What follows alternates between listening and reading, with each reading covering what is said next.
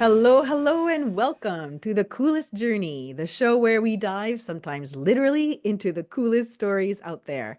From icy swims to warm hearts, our guests share their unique journeys at the crossroads of health and environments, always with a splash of hope, a dose of joy, and a touch of science based wisdom to help us live better while caring for our communities and our planet. Because let's face it, the coolest journey we'll ever go on is the one with ourselves and the world around us. I'm your host, Hélène Caron, and this bilingual radio show and podcast is broadcast live on CFMU 93.3 FM every Friday from 12:30 to 1. And of course, you can catch all episodes anytime on cfmu.ca. Today, we're diving into a literal coolest journey, one that takes us right into the heart of CFMU radio itself. I grew up listening to radio, and it's something I've always felt deeply connected to. There's an intimacy, a closeness that this medium creates, one that's hard to match even in our digital age. What surprises me most is that radio still has such strong energy and community around it. Here at CFMU, the programming is vibrant and there's still a long list of passionate volunteers eager to get involved. So, how does radio continue to evolve and stay relevant? Who's listening these days? And why are younger generations still drawn to it?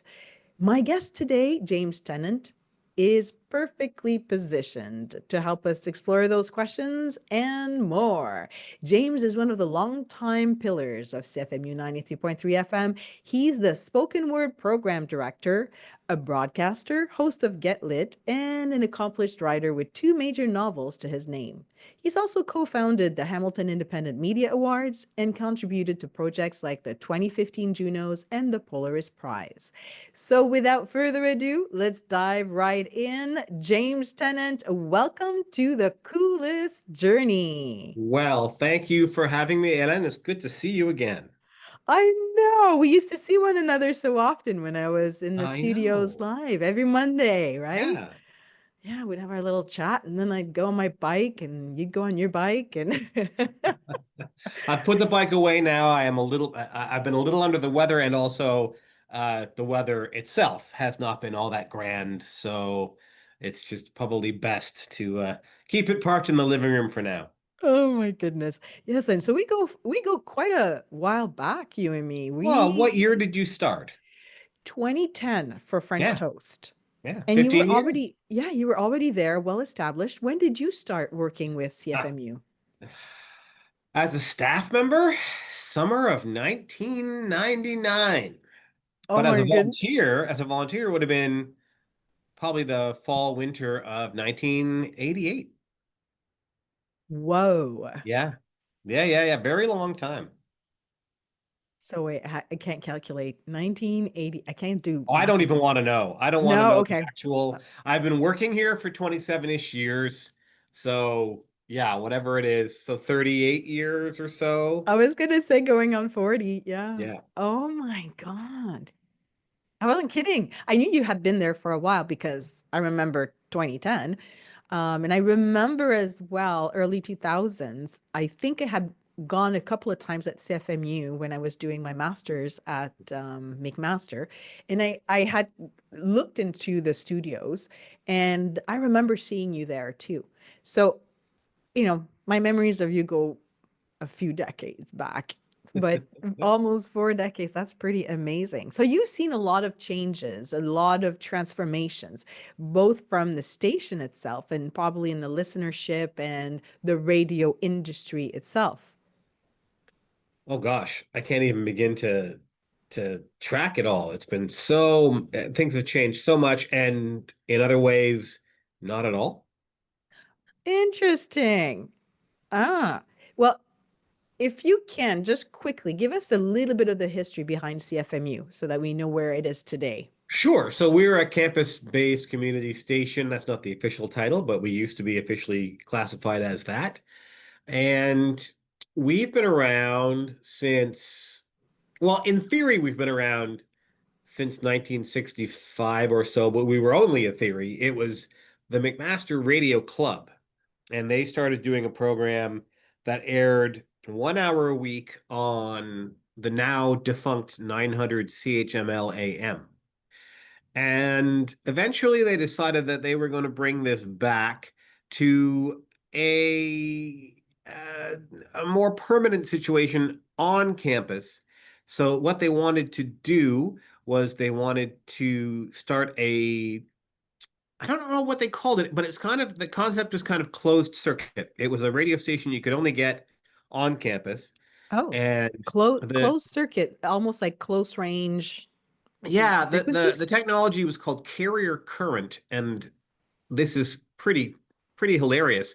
The signal is actually carried on electrical wires. So if you wanted to listen to CFMU, you put your radio right up against the wall where the wires were, and that's what you did, and that's how you got the station. And then in 1978, the station went on the FM band for the first time. So next year will be our 48th anniversary as an official radio station, FM radio station. And we used to be located in a small retrofitted space in a building here on campus called Hamilton Hall, which anyone who Mhm. knows McMaster will know. And now, as of I think it was 2002, we moved to the space that you know, that you would come to here in the basement of the McMaster Student Center. So that's sort of the summary of the station. We, of course, have a very robust website with streaming and downloads and archives and And video content and all kinds of things of that nature. I have to say that if I remember correctly, CFMU was one of the first campus radio to go digital around the country, I right? think so, yeah, yeah. And we also, if I can be so bold, say that we still have the best website of any campus station in Canada. Now they'll all come at me for saying that, but But it's just I it's have checked very good. I have checked them out. I have checked not all of them out, but I have checked a few because I was looking. So, in case people don't know, I used to live in Dundas, so next to McMaster University, and I moved to Vancouver in 2021. When I moved here, I figured, oh, I look at the campus radios over here to try and find if it would make sense for me to have a show over here. And it was very difficult to find them, to navigate through their websites. Now, this is Vancouver area, and there are colleges and universities. There's at least three universities. It wasn't obvious at all. And then I started to look at the other campus radios across the country, and that was 2021. And I realized, wow, CFMU really did a good job on their website. So Yeah, kudos to we you got and very Sandeep. lucky. My coworker Sandeep helped not design it, but just figure out exactly what it needed to do and the best way to do it. And then we had people design it for us. We did a really great job. I do want to throw in though that Vancouver has a lot of stations and they're all quite good. Maybe we got them beat in the web department, but I don't know about everything else. But the station at UBC, the station at Simon Fraser, they're all really solid. They are. They're just difficult to find if you're looking at online. And maybe it's just because I didn't have the right search words. I don't know. And then the programming was actually pretty good once I figured out how to use their website. Yeah, yeah, yeah. So that was even in 2010 when I joined James, the website was already pretty good Yeah, we that was the previous one, and it was still pretty. It was a pretty good site as well. Yeah. because it was live streamed Yeah. already with about 8 weeks of shows backed up. So basically, people can go on the website, find their favorite show, and then there's 8 episodes or previous shows that they can look into. Um, yeah, and it's really good. And now there's a whole aspect now with that collaboration with the Silhouette that's been happening with it, which is a That's McMaster right. newspaper. Yeah. So the Silhouette is now a student union in Canada cannot own a radio station. So what they've had to do is a little bit of a an administrative schnaggle where the station is separately incorporated and all of the students own a piece of it, just like they do the student union. So it's kind of a side company to the student union. And what we did recently was take the Silhouette, which is almost 100 years running, the McMaster newspaper. Wow. It's older than this campus. It started when McMaster was still based in Toronto, and it's now under the CFMU Radio Incorporated umbrella. And part of it is to look at, trying to save some money and streamline some processes, but a bigger part of it is to find some ways to work together to make our programming better and to make their newspaper better. Just use each other's resources to serve the community better. So in a way, it's combining resources for online media, no matter if it's a sound or sound and image. Also for print and for radio, for terrestrial radio as well. Ah. So talking about, better serving the community, who listens to CFMU today? A lot of different people. And that's the thing. CFMU, if your listeners are listening, they're probably familiar with the way campus radio is programmed, but they might not be. The way it works is it's not like a mainstream station where you tune in and they're a top 40 station. So from dawn till dusk and after, they play top 40 music. We have specific programs and they all do something different, like The Coolest Journey. What you Hmm. described at the top of your show is what the show's about. But the show, I want to say, before you has been a health and wellness show, which is going to be Hmm. replaced soon by a local show about fatherhood and exploring fatherhood. And the show after you is a gospel show, and the Yep. show after that's a science show. So it is very mixed. That's just in a 1 2 hour block, right? Yeah, a very eclectic Yeah. programming, and there's some turnover that happens mostly in September, September and January. April. Yeah, Yeah. when the students Okay. come and go, because our volunteers are from the community and the campus, and I would argue they're the same community, of course, but Hmm. students go home for the summertime. So that is a change every year. It's kind of like a cycle that I'm quite used to after almost 3 decades. But the thing is that, yeah, who listens are the people who are interested in the shows that are on air. So a lot of shows have listeners who might not listen to a single other thing, but people who are interested in community, in what's going on in the community, in local voices talking about local issues or Hmm. local arts or playing local music or underrepresented genres of music like true underground music or maybe things that there aren't many outlets for on mainstream radio like classical or blues or jazz or folk or things like that as well. All and every subgenre of popular music, rock and roll, hip hop, and all the subgenres below can be represented here. So you really do get an eclectic mix of listeners. And some of them are older than people who are seniors and listening to the folk show or perhaps some of the news shows. And a lot of the students listening as well. And they might be as young as 17 or 18. So it's a Right, really right. wide swath. Like I won't pretend that we are as popular as a mainstream station. We do have a smaller listenership, but we certainly have a more eclectic listenership to match our eclectic schedule. Right. And so basically, the scheduling can be separated in two. There's spoken word and there's music, right? And Yeah, some sometimes shows straddle the both. line, but yeah, Because I remember with French toast, I was kind of straddling the line. Whenever I didn't have a guest, I would put some music on. yeah, exactly, exactly. So I remember that. Uh, and the way that the programming is done, like you were saying, it's not a full day of spoken word, a full day of music. You basically have Sundays dedicated to cultural shows, if I remember As much right. as we can, yeah, we have shows in what I call third language. Probably should be fourth because indigenous languages are sort of clumped together, but what you would consider non-traditionally Canadian languages. So we have programs in Armenian, and we had a Lithuanian show, we got an Italian show, we got an Arabic show, Greek, Polish, Croatian, a couple other things as well. And there's a French show. I think they're But I count they're that as technically that's a Canadian language, right? So no, they talk about France. That one is French and France, which is fine. I mean that you have to how can I say you have to find the right person to air a show about French things in sure. Hamilton, which is Yeah, what I yeah. try and do with the French. So every about 3 to 5 shows of mine on the Coolest Journey, I'll include one in French, and I try and have something more relevant to Hamilton. Right. But the French show that's on right now is mostly from France, but that's okay. We love them still the same. So that's how the programming is done. We talked about who listens to the radio, eclectic as the programming, really.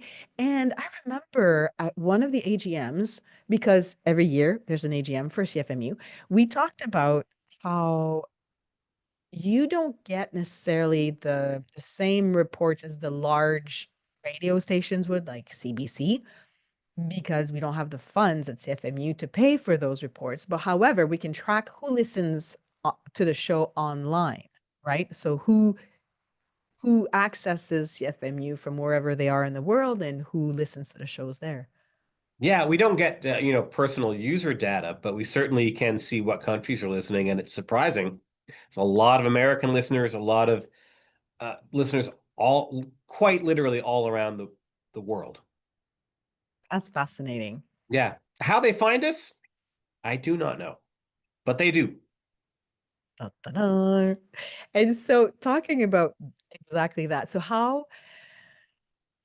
has CFMU stayed relevant?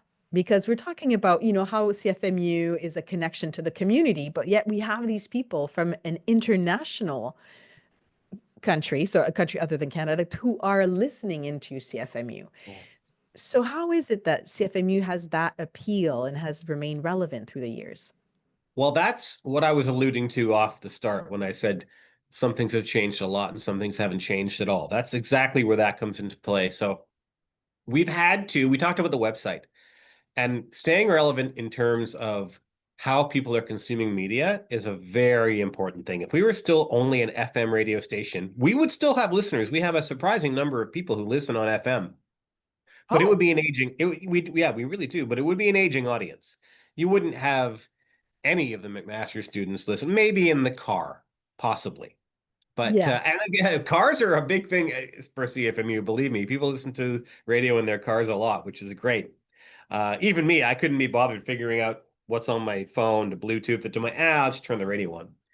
But we knew that we had to do something to keep it in the forefront of people's minds and to make sure it was accessible. So you've got the FM, but also the website.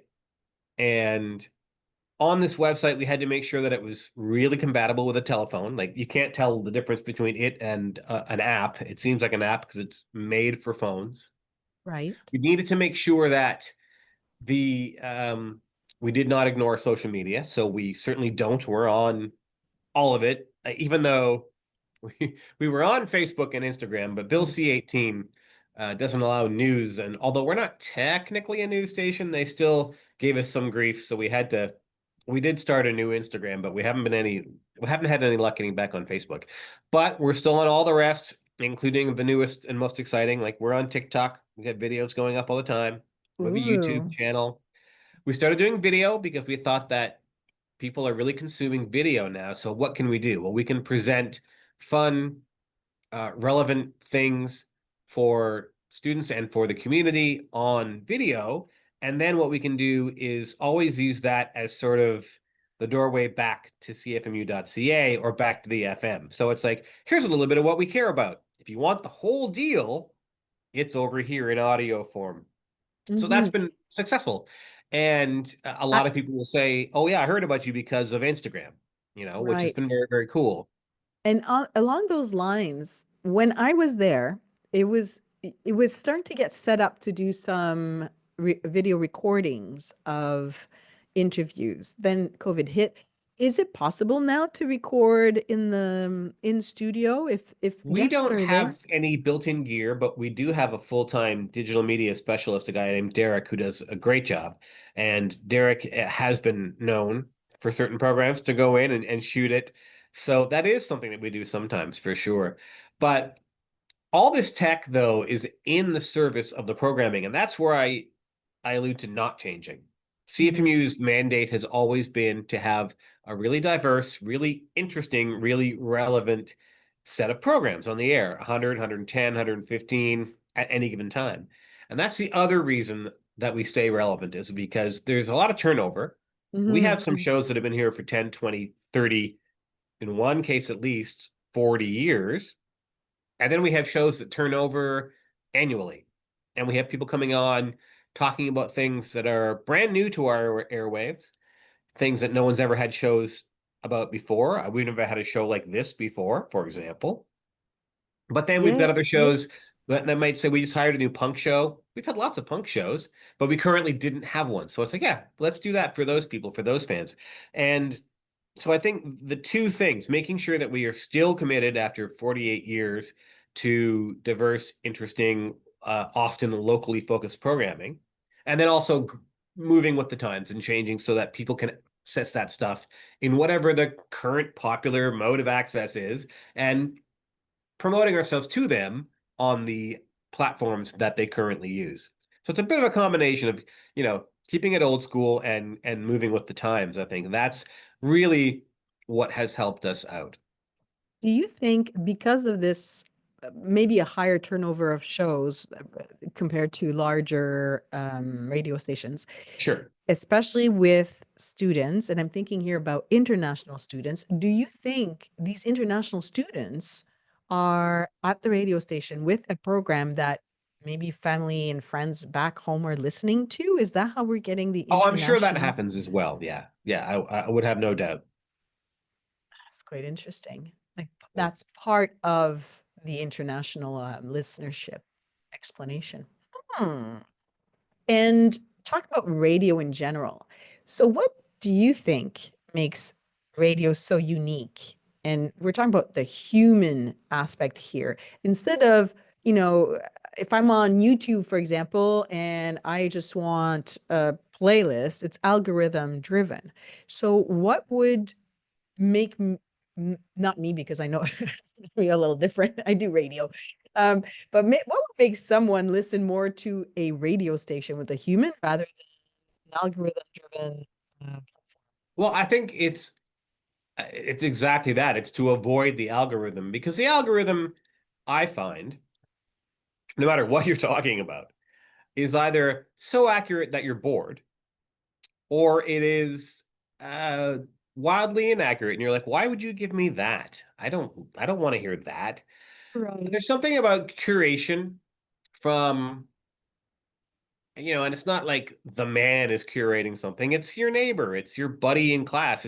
It's like your peers who have a passion for something, whether it's a certain sort of information or a certain sort of music, and they just want to share it with you. It's like your friend going, "Oh, have you heard the new album by so and so? Yeah, you got to check it out. Here, let's put it on." Except you're doing that for an audience of however many hundred or thousand at home.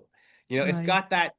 You can't replace an algorithm, can't replace the enthusiasm of someone who really cares about, we'll stick with music in this instance, who really cares about music. And it can't replace that enthusiasm, that passion, and even sometimes the connections they make. Like people will, if they're doing a music show, play a bunch of things that you wouldn't expect, but in their Yeah. mind, it makes sense. And that's something, the algorithm isn't capable of doing either. I have to do a couple of shout outs here. I think you still have your show Octopus Army, right? It's mostly reruns, but I'm still Reruns? airing it on Sunday nights. Yes. Yeah, yeah, yeah. That was a great show. It still is, clearly. Thank you. You've had it for 15, Oh 20 gosh. years. It probably started running 20 years ago. Yeah, I would think. So it's Japanese music. That's right. And I absolutely, if I have a chance, I love listening to it. I just love it.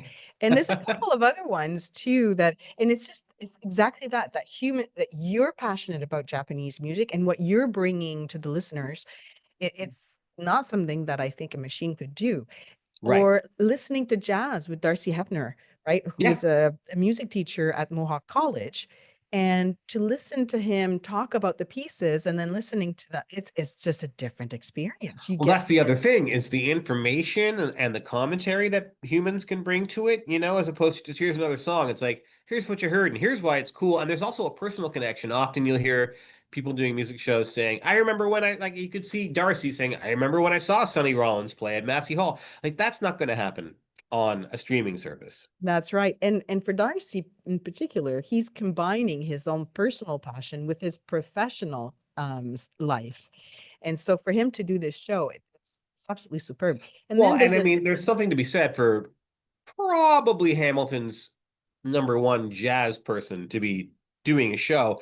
It's much like we just hired James Kahane, who's from Paris and is currently the Hamilton Philharmonic Orchestra's artistic director and maestro.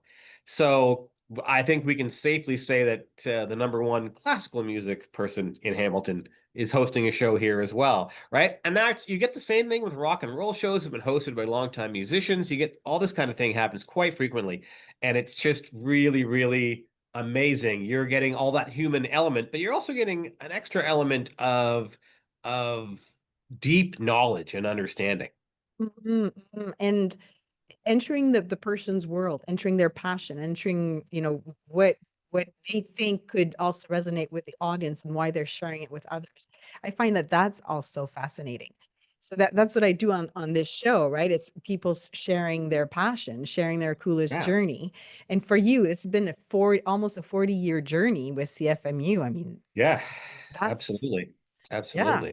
And another show that you have, another shout out, is your Get Lit show, which is amazing. So we're going to have another show about that because you are not only a host of Get Lit, which is everything to do with literature, authors, publishing. I think you've had some editors as well, if I remember correctly, on the show. That's right. And you are a published author yourself. So we're going to have another show on that. But talking Happy to about the do that. radio, yeah, good, good. But talking about radio and where it is and why CFMU is still relevant, I guess it's that change of programming. We get experts in, we get neophytes, we get people who are just curious and sharing a passion. That's pretty much all Yeah. the reasons and possibly It more. just makes for a really tasty stew.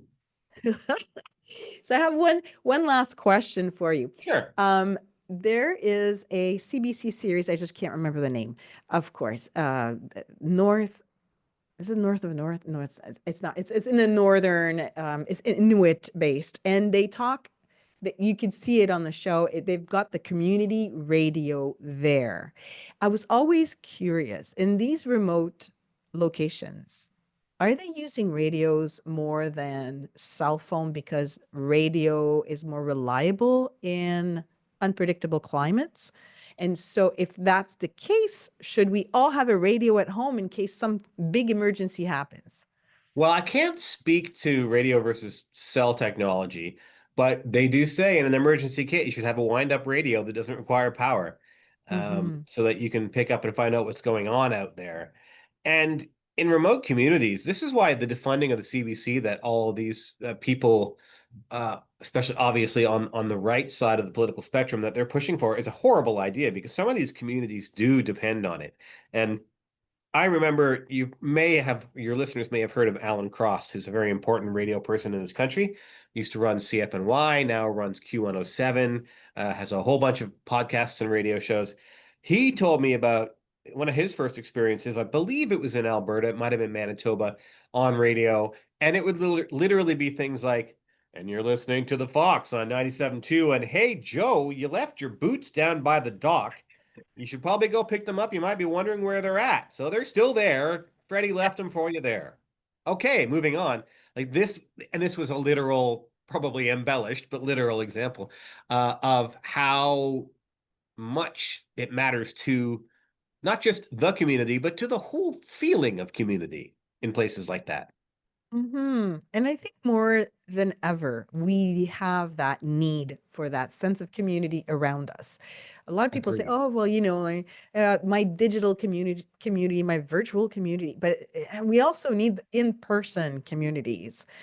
So this closeness with the voice, this intimacy as a radio media, it's there so that we can get into people's homes or make it into our world much better than if we're just, I don't know, like an influencer on their YouTube video and it's all poised and planned and artificial. I think That's right. there's an honesty about radio that we can't reproduce, and that creates a tighter sense of community. And then you get the announcement of, "Hey, Joe, you left your boots on the dock. Go and get them."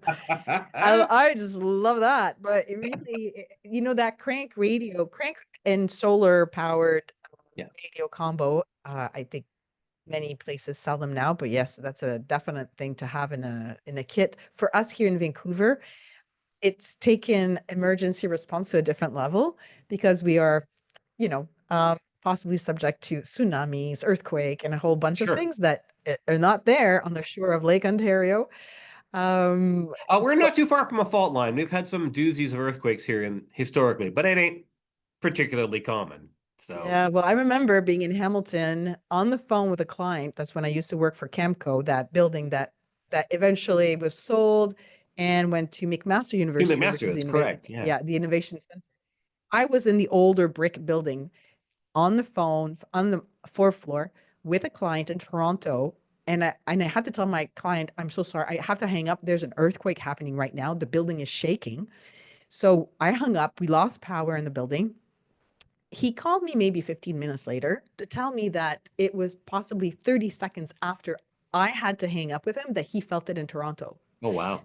Yeah, and he was working for the Bay, so he was in the big tower downtown, and he said it was wild.